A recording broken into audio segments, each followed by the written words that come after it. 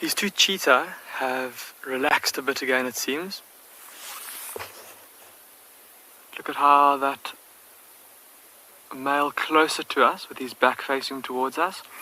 Look at how he's lying flat on his side with that neck crooked up at an angle. Oh, he's going to roll over. So neat in the way that he did that.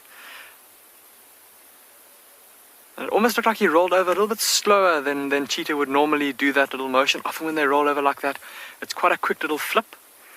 And I wonder if he's maybe trying his best to not get himself covered in all the soot and all the ash that's lying on the ground there. It's gonna be interesting to see when they stand up and start to move again a little bit later today, if their coats are any darker, or how much ash they've got, or how much charcoal they've got in their in their coats from lying in this burnt patch. Very picturesque scene. Look at how they're lying both facing in the same direction.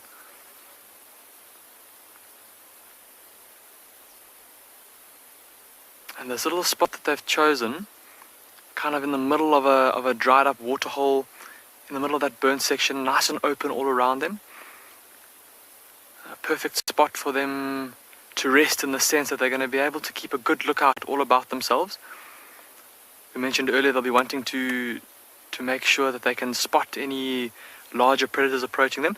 But also we said that it's been at least 2 days since they ate last, and although they weren't that keen on hunting a little bit earlier, like we said that they passed up the opportunity to hunt some zebra, or a zebra foal, and some wildebeest.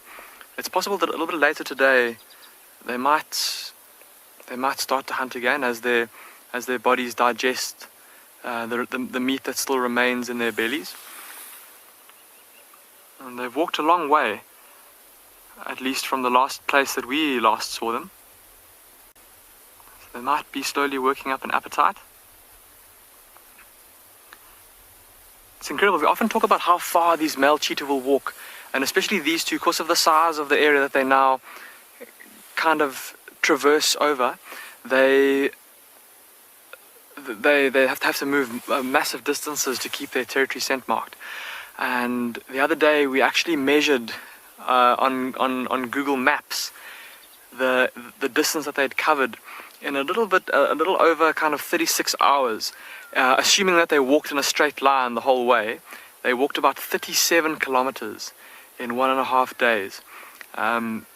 But of course that's just in a straight line, and these cheetah, as we've discovered now this morning while following them, although they will have a point in mind where they're going to walk to, they very seldom walk in a perfectly straight line. They'll zigzag here, zigzag there. As they mark their territory, they'll be looking for prominent trees on which to go and urinate against, or big termite mounds to climb up on and then potentially defecate on as well as part of their scent marking. So at the bare minimum, 37 kilometers in just 1.5 days. It's really, really impressive.